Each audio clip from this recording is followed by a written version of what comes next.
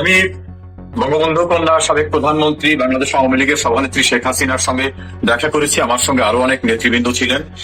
আমার কাছে খুব স্পষ্টভাবে মনে হয়েছে তিনি ভালো আছেন, শারীরিকভাবে সুস্থ আছেন, তার মনোবলের কোনো ঘাটতি নেই, বরং তার অভিজ্ঞতার ভান্ডার সমৃদ্ধ হয়েছে। তিনি উদ্দীপ্ত, দৃঢ়চেতা এবং বাংলাদেশের রাজনীতি সহ বিশ্ব রাজনীতি সবকিছু তার নখদর্পণে।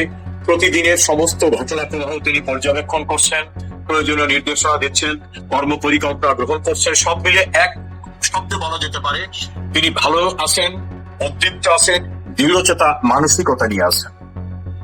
ওকে, কিন্তু বাংলাদেশে তার বিরোধী শক্তিরা যে ধরনের অপপ্রচার করেন যে তিনি কি আছেন, কি অবস্থায় আছেন, তিনি সুস্থ আছেন কিনা, এগুলোর জবাব আপনি একদম একদম সাম্প্রতিক সময়ে দেখা করে এলেন। তার প্রোটোকল, তার নিরাপত্তা, আপনি গণভবনে তার সাথে দেখা করেছেন প্রধানমন্ত্রী শেখ হাসিনা হিসেবে। তিনি এক বিশেষ প্রেক্ষাপটে ভারতে গেছেন, ভারতেও তাকে রিসিভ করা হয়েছে, কিন্তু সে তেমন মর্যাদাতেই ভারতের একজন মন্ত্রী মর্যাদার একজন মানুষ তাকে রিসিভ করেছেন। কাকে রিসিভ করেন মন্ত্রী বা প্রতিমন্ত্রী আমরা নিশ্চয়ই ভারতের প্রোটোকল জানি। তো সেই জায়গায় তিনি কোন প্রোটোকলে ভারতে আছেন, কেমন প্রোটোকলে আছেন, কেমন অবস্থায় আছেন? প্রথমত তিনি যখন ভারতে যান, তিনি যাননি, তার নিরাপত্তার দায়িত্বে নিয়োজিত রাষ্ট্রীয় প্রোটোকল প্রোটেকশন বাহিনী রাষ্ট্রীয় যানবাহনে তাকে নিয়ে গেছেন। তখন তিনি বাংলাদেশের গণতান্ত্রিক প্রক্রিয়ায় সাংবিধানিক উপায়ে নির্বাচিত প্রধানমন্ত্রী হিসাবে তিনি আরেকটি দেশে গিয়েছেন। সেই দেশ প্রধানমন্ত্রী হিসাবে তাকে রিসিভ করেছে এবং তার পরবর্তীতে আমার যেটা পর্যবেক্ষণ, তিনি প্রধানমন্ত্রীর মর্যাদায় সেখানে আছেন। তিনি কোনোভাবে বন্দী নন, গ্রেপ্তারকৃত নন, তিনি অনাকাঙ্ক্ষিত অতিথি নন। তিনি রাষ্ট্রীয়ভাবে প্রধানমন্ত্রী হিসাবে যাওয়ায় তিনি প্রধানমন্ত্রীর যে প্রোটোকল, যে প্রোটেকশন, তার যে এন্টারটেইনমেন্ট সবটাই তিনি নিয়ে আসেন এবং কোনো ক্ষেত্রেই তাকে বদ্ধ অবস্থায় রাখা হয়নি। ওই যে একটা অপপ্রচার আছে গোয়েবলসের থিওরিতে যে তিনি ভারতের কাছে বন্দী অবস্থার ভিতরে আছেন, এটা সর্বৈবভাবে মিথ্যাচার। আমি সহ আমার সঙ্গে যারা ছিল তাদের সঙ্গে তিনি প্রায় 6 ঘন্টা সময় কাটিয়েছেন। আমরা নানা বিষয়ে রাজনীতি, সমাজ, আইন, দেশ, ব্যক্তিগত পর্যায়ে অনেক আলাপ আলোচনা হয়েছে, প্রাঞ্জল ভাবে কথা বলা হয়েছে। আমরা আমাদের কথা বলেছি, আমাদের যে সকল বিষয় জানার আগ্রহ ছিল জেনেছি, ওনার যে সকল কথা ছিল সেটা উনি বলেছেন। এবং তার থাকার যে পরিসরটা, যেখানে তিনি আমাদের সঙ্গে দেখা করেছেন বা আমরা দেখা করার সুযোগ পেয়েছি, একেবারেই স্বাভাবিক অবস্থায় এবং ফিজিক্যালি মেন্টালি তাকে কোনোভাবে কোনো পরিবর্তন নেই। তিনি যেরকম পূর্বে ছিলেন, যেরকম আচরণ করতেন, যেরকম ব্যবহার করতেন, যেভাবে কথা বলতেন, যেভাবে তার বিহেভিয়ারটা, তার যে স্বভাবজাত যে বৈশিষ্ট্যটা স্বাভাবিক অবস্থায় আছে, এর ভিতরে কোনো ব্যত্যয় নেই। অর্থাৎ আপনি গণভবনে প্রধানমন্ত্রী শেখ হাসিনাকে যেভাবে দেখেছেন, ঠিক তেমনি ভারতে যে অবস্থানে আছেন সেভাবে দেখে এলেন। একেবারে সেই অবস্থায় তিনি আছেন। আচ্ছা, তাহলে এই যে যারা প্রোপাগান্ডা ছড়ায়, তারা গত 2 বছর ধরে একটা বহুল আলোচনা করছে যে বন্দি বিনিময় চুক্তি। আপনি একজন ব্যারিস্টার, একজন অভিজ্ঞ আইনজ্ঞ হিসেবে এই বন্দি বিনিময় চুক্তি কার জন্য? এটা কি আমাদের রাষ্ট্রনায়ক, আমাদের সাবেক, আমরা সাবেকই বলি, ঠিক আছে, একটা ঘটনার প্রেক্ষিতে হয়ে গেছে সাবেক, আমাদের এই রাষ্ট্রনায়কের জন্য, শেখ হাসিনার জন্য, নাকি অন্য কারোর জন্য? দেখুন, রাজনৈতিক দৃষ্টিকোণ থেকে যদি কেউ আইনের ব্যাখ্যা করে, এই জাতীয় অর্বাচীনদের নিয়ে আলোচনা যত কম করা যায় ততই ভালো।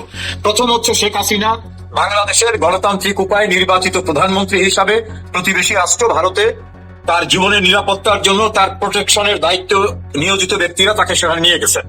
ভারত তাকে বাংলাদেশের প্রধানমন্ত্রী হিসাবে রিসিভ করেছেন এবং ভারতে তিনি, আমি জ্ঞাতসারে বলছি, ভারতে তিনি অতিথি হিসাবে আছেন। বাংলাদেশের থেকে যাওয়া প্রধানমন্ত্রী শেখ হাসিনা বন্দী নন। বন্দী হলে বন্দির বিনিময় হয়, এক বন্দির পরিবর্তে আর এক বন্দিকে দেওয়া হয়। তাহলে শেখ হাসিনা যেহেতু বন্দী নন, কাজে বন্দি বিনিময়ের প্রশ্নটাই আসে না। দ্বিতীয় হচ্ছে তিনি কোনো মামলার আসামি হিসেবে সেখানে নন, তিনি ভারত কর্তৃক কোনো ডিটেইন অবস্থায় নাই, অর্থাৎ আটকের মধ্যে না। তিনি কোনোভাবেই সেখানে কোন বন্দি স্ট্যাটাস বা বন্দির কাছাকাছি যে শব্দ, সেই শব্দের স্ট্যাটাসেও তিনি নাই। শেখ হাসিনা সম্মানিত অতিথি হিসাবে বাংলাদেশের নির্বাচিত প্রধানমন্ত্রী হিসাবে সেখানে আছেন। বাংলাদেশ এই মুহূর্তে এক জটিল সমীকরণের মধ্যে নানা রকম আলাপ আলোচনা আছে।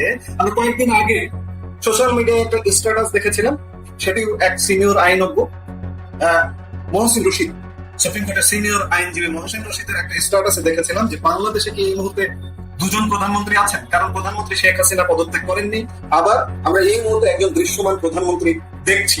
আপনি এই বিষয়টাকে নিয়ে কি বলতে চান? দেখুন, কিছু কিছু কনসিকুয়েন্স আছে, লিগ্যাল কনসিকুয়েন্স।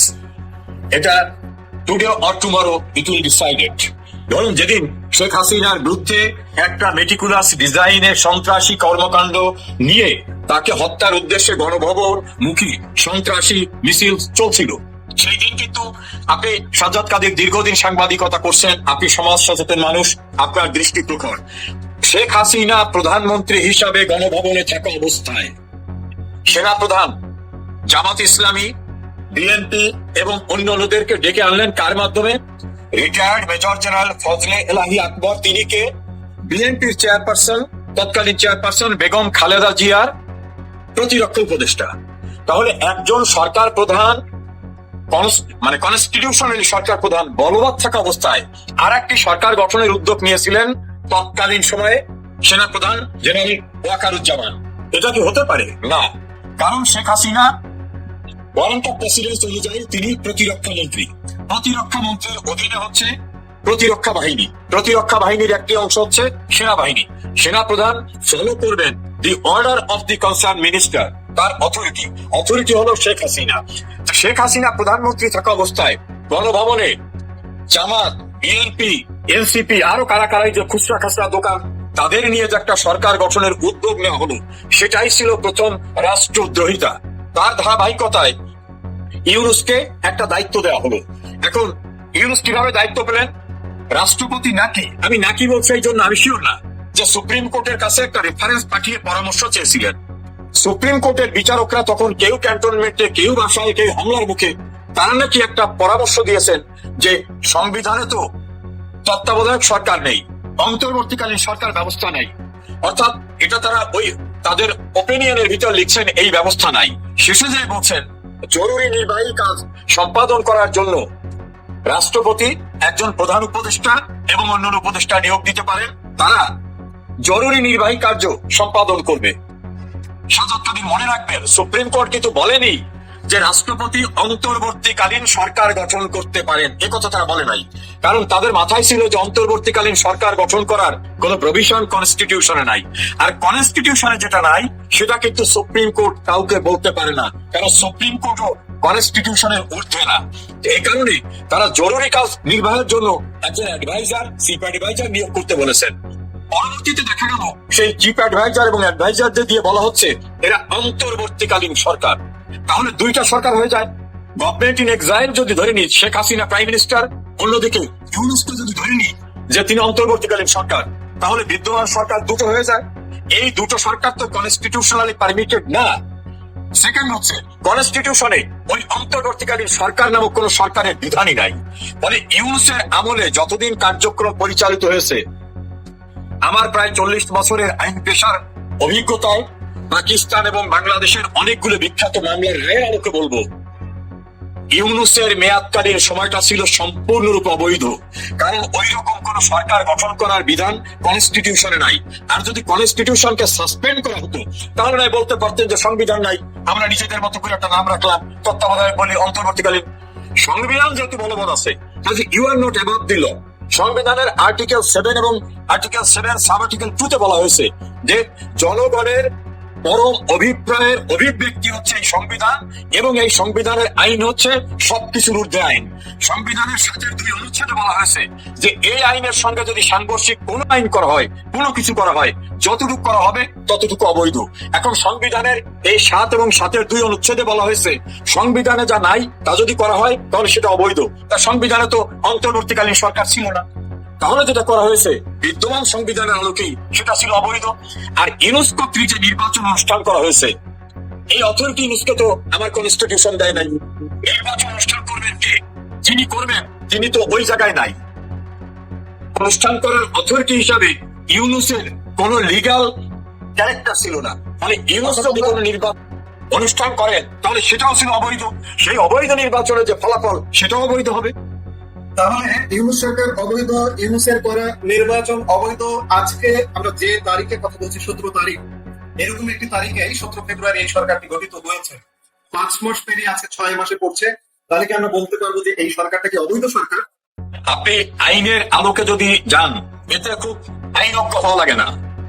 যিনি নির্বাচনটা অনুষ্ঠান করছেন তার নির্বাচন অনুষ্ঠান করার কোনো ইখতিয়ার ছিল না। ইলেকশন কমিশনকে যারা বলবে একটা নির্বাচন করো, সেই যারা কারা, সেই যারাটা হচ্ছে ইউনুস। ইউনুস সেই অথরিটি ছিল না।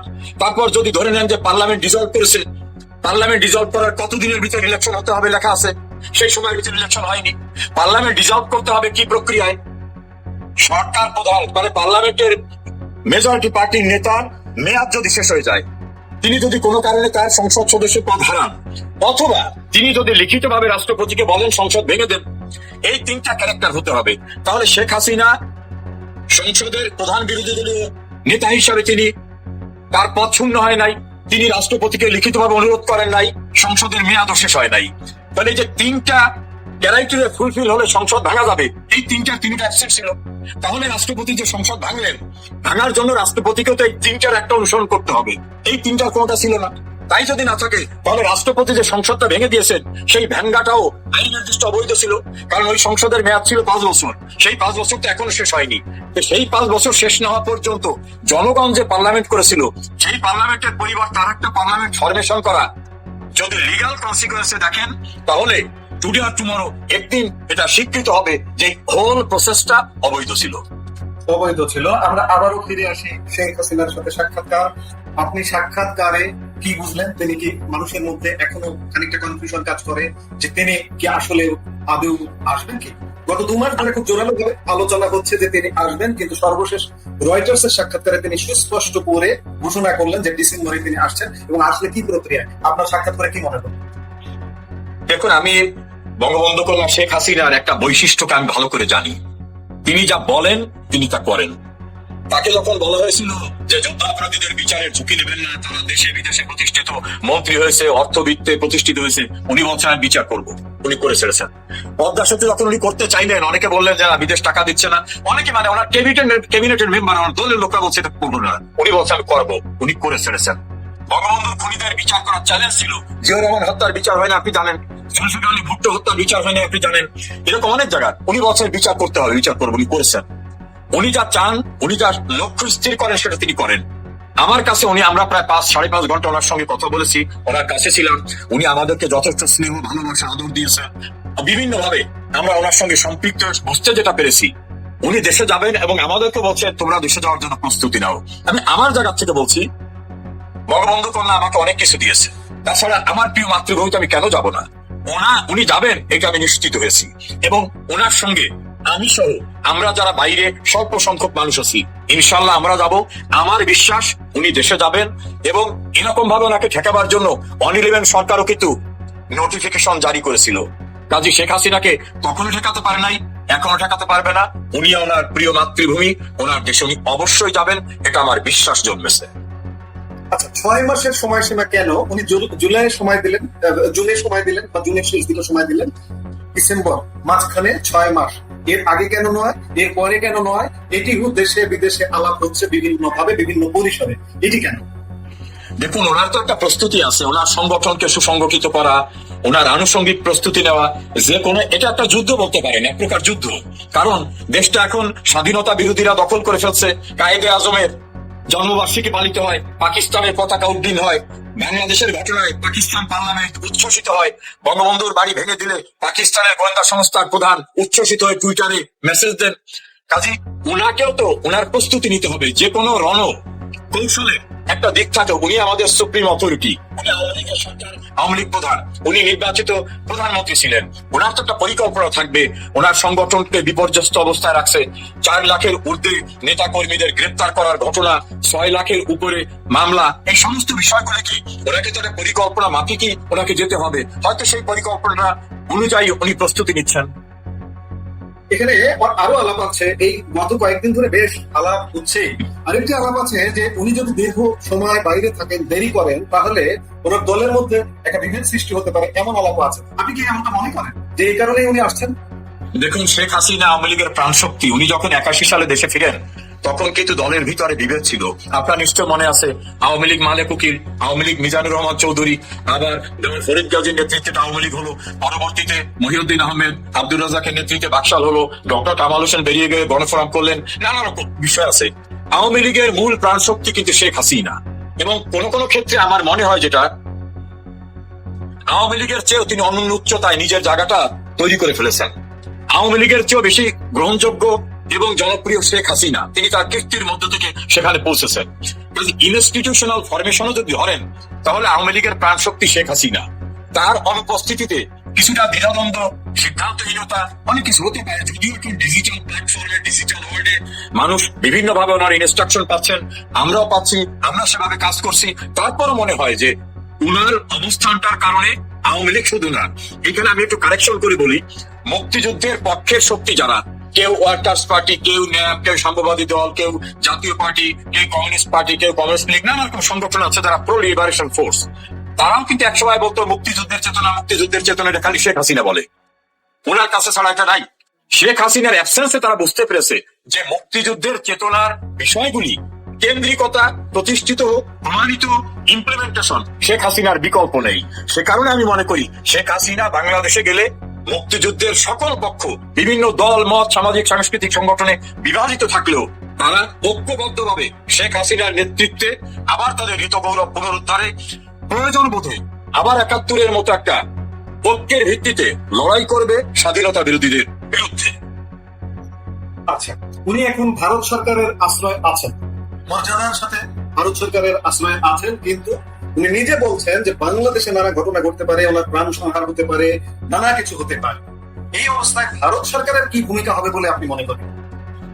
আমার মনে হয় যে ভারত সরকার তো আর বাংলাদেশে গিয়ে কাউকে নিরাপত্তা দেবে না।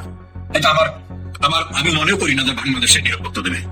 আপনার মনে আছে ২০০৪ সালের ২১ অগস্ট যখন মুহুর্মুহু গ্রেনেড হামলা হলো রাষ্ট্রীয় পৃষ্ঠপোষকতায়, সেই গ্রেনেড থেকে ওনাকে বাঁচাবার জন্য কিন্তু মানব মর্ম রচনা করে ওনার নেতা কর্মীরা চতুর্দিকে ওনাকে আঁকড়ে ধরে রেখেছিল যে আমাদের জীবন যাবে কিন্তু বঙ্গবন্ধু কন্যাকে বাঁচাবো। চট্টগ্রামের লালদিঘি ময়দানের ঘটনা, সাতক্ষীরার ঘটনা, ঈশ্বরদীর ঘটনা, কোটালীপাড়ার ঘটনা, অন্তত ২০ বার ওনাকে হত্যার চেষ্টা করা হয়েছে দেশে, কখনো কখনো দেশের বাইরেও। তো উনি বারবার যেটা বলেন, আমাকেও বলেছেন, এবার আমার সাক্ষাৎকারের সময় বলছেন যে হায়াত মৃত্যু আল্লাহর হাতে, আমি আল্লাহকে বিশ্বাস করি, আমার যদি মৃত্যু থেকে থাকে মৃত্যু হবে। আর একজন দলের কর্মী হিসাবে সাজ্জাদ কাদির, আমার মনে হয় বাংলাদেশের কোটি কোটি জনতা শেখ হাসিনার পাহারাদার, কোটি কোটি জনতা শেখ হাসিনার নিরাপত্তা রক্ষী, কোটি কোটি জনতা জীবন উৎসর্গ করে দিয়ে শেখ হাসিনাকে রক্ষা করবে। কাজে বিদেশের কারো কোনো প্রোটেকশন দিতে হবে এটা আমি মনে করি না। তবে যারা শেখ হাসিনাকে হত্যা করতে চায়, ২০২৪ তারা বলছে, আত্মস্বীকৃত সন্ত্রাসীরা বলছে যে আমাদের টার্গেট গণভবন, বঙ্গভবন ছিল না, আমাদের টার্গেট ছিল শেখ হাসিনা। এই যে টার্গেট, যেটা প্রাইম টার্গেট শেখ হাসিনা, এখনো দেশি এবং বিদেশি একটি চক্রের প্রাইম টার্গেট শেখ হাসিনা। তারা চেষ্টা চালিয়ে যাবে। আমার বিশ্বাস আল্লাহ যেমন তার কুদরতি শক্তি দিয়ে শেখ হাসিনাকে বারবার রক্ষা করছেন, তেমনি রক্ষা করবেন। আর মুক্তিযুদ্ধের পক্ষে প্রতিটি মানুষ, রিক্সাওয়ালা, শ্রমিক, মেহনতি মানুষ, দলের নেতা কর্মী সবাই শেখ হাসিনার পাহারাদার হিসাবে পাশে দাঁড়াবে। আমি খানিকটা এই জায়গায় আরেকটু ঢুকতে চাই যে বন্দি বিনিময়, এই যে এরা যে বলে বর্তমান যে বিদ্যুতের সরকার ব্যবস্থা, আমরা দুইটা সরকার দেখছি, যে বন্দি বিনিময়ের ক্ষেত্রে যে কোনো বন্দির যদি প্রাণ সংহারের সমস্যা থাকে কোন দেশে, সেখানে কিন্তু সেই দেশ মনে হয় পাঠাতে চায় না বা করতে চায় না। সেক্ষেত্রে শেখ হাসিনা তো মর্যাদাবান একজন মানুষ ভারতে, এখানে জানা যাচ্ছে শেখ হাসিনা নিজে মুখে বলছেন যে এখানে প্রাণ সংহার হতে পারে, ভারত কি তাকে এই অবস্থায় পাঠাবে? আমি এই অ্যাঙ্গেল থেকে বলতে চাই, এই অ্যাঙ্গেল থেকে দেখতে চাই, আপনি এরকম কি বলেন? না, এটা হলো, আমি আপনার সঙ্গে একটু বিনয়ের সঙ্গে ডিফার করি। শব্দটা হলো বন্দি বিনিময়, শেখ হাসিনা বন্দি না। বন্দি আমরা টার্গেট কেন? হ্যাঁ, এই শব্দটাই কেন আসবে? নাম্বার 2 হচ্ছে শেখ হাসিনার প্রাণ সংহারের জন্য চেষ্টা তো অব্যাহত ভাবে আছে। এখনো তো বাংলাদেশের জুলাই সন্ত্রাসীরা বলতেছেন শেখ হাসিনা আসুক, আমরা ফাঁসি রোদ রেডি করে রাখছি, ফাঁসি তো ঝুলাবো, কত নোংরা কথা বলছেন। কাজে রাষ্ট্রীয় পৃষ্ঠপোষকতায় থাকা ব্যক্তিরাই বলতেছে শেখ হাসিনাকে দেশে পেলে তারা মেরে ফেলবে। কাজে তারা প্রাণ সংহারের যে চেষ্টা থাকবে, এটা তারা কিন্তু টেলিভিশনে, ইউটিউবে, ইন্টারভিউ দিয়ে বলছেন যে আমাদের টার্গেট ছিল শেখ হাসিনা। এখনো তারা তাকে মেরে ফেলার চেষ্টা করবে। তবে বাংলাদেশের পলিটিক্যাল সিনারিও আনপ্রেডিক্টেবল। এই জন্য বলছি, বিএনপি বলছিল ৫০ বছরে আওয়ামী লীগ ক্ষমতা আসবে না, আওয়ামী লীগ ক্ষমতা এসেছে। ৯১-তে আওয়ামী লীগ গভর্নমেন্ট ফর্ম করবে, এরকম পারসেপশন করতে পারে নাই। ২০১৪-তে একটা ডিসপিউটেড নির্বাচনের পর আওয়ামী লীগ গভর্নমেন্ট কন্টিনিউ করতে পারবে কিনা কনফিউশন ছিল, করেছে। ২০২৪ নির্বাচনে, কন্টেস্টিং নির্বাচনে আওয়ামী লীগ গভর্নমেন্ট ফর্ম করলো, গভর্নমেন্ট টিকতে পারলো না, সন্ত্রাসী পরিকল্পনায় তাকে সরিয়ে দেওয়া হলো। কাজী ম্যান প্রপোজ গট ডিসপোজ। বাংলাদেশে কখন কি হবে কেউ বলতে পারে না। আমি সুনির্দিষ্টভাবে বললাম না, যারা ওনাকে ফাঁসির রজ্জু পড়াতে চায়, যেমন পাকিস্তানের জুলফিকার আলী ভুট্টো কনস্পিরেসি করে ইআইএ টিক্কা খানের মাধ্যমে শেখ মুজিবকে মৃত্যুদণ্ডের রায় দিয়ে তার ফাঁসি কার্যকর করতে চেয়েছিল। আমরা দেখলাম কি, যিনি ফাঁসি দিতে চেয়েছিলেন, ফাঁসির রায় কিন্তু তারটাই কার্যকর হয়েছে। কখন কি হয় বলা যায় না। জোয়ার ভাটার বাংলাদেশ আমরা এটি বলতে পারি। আর আপনারা যারা নেতা আছেন তাদের ভূমিকা, আপনি খানিক আগে বললেন যে আপনারা প্রস্তুতি নিচ্ছেন, আপনারা কি সময় আসলে কি আসবেন? সবাই কি পাওয়া যাবে? সোশ্যাল মিডিয়ায় নানা রকম আলাপ আলোচনা হচ্ছে, চায়ের আড্ডায় আলোচনা হচ্ছে যে আওয়ামী লীগের অনেক নেতা যাদের বিদেশে সম্পদও আছে, অনেকের সম্পদের পাহাড়ও আছে, সেই পাহাড় পর্বত ছেড়ে কি দেশে আসবে? সবাই আসবে, আপনি কি করবেন? আপনার এই প্রোগ্রামটা লক্ষ লক্ষ মানুষ দেখে। আমি ব্যর্থহীন ভাষায় বলছি, আমি প্রায় আমার লং প্র্যাকটিসিং লাইফে 40 বছরের কাছাকাছি আইন পেশায় পৃথিবীর কোন দেশে আমার 1% জমি, একখানা ঘর কোথাও নাই, কোনো বিত্ত বৈভব নেই। আমি আমার অস্তিত্বের শিকড় বাংলাদেশ, এবং আওয়ামী লীগ আমাকে অনেক কিছু দিয়েছে।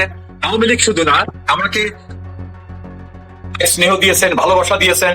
আমি রাষ্ট্রের থেকে অনেক কিছু পেয়েছি, বাংলাদেশ থেকে পেয়েছি, নাগরিক হিসাবে পেয়েছি। আমি যে ফেরত যাব, এইটা আমি ইনশাআল্লাহ শতভাগ নিশ্চিত যে আমি যাব। আর কে কে যাবেন জানি না, তবে আমার বিশ্বাস সবাই যাবেন। আর যদি কেউ না যান, তাহলে ধরে নিতে হবে তিনি রাজনীতি করতে চান না।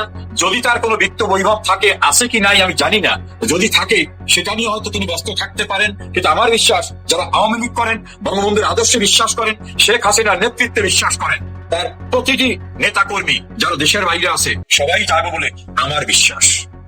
যারা আসবে না, যারা পাহাড় পর্বত নিয়ে বিদেশে থাকবে, তাদের ক্ষেত্রে আওয়ামী লীগের বিশেষ কোনো ব্যবস্থা বা পানিশমেন্ট বা শাস্তি বা এরকম কিছু হবে কি?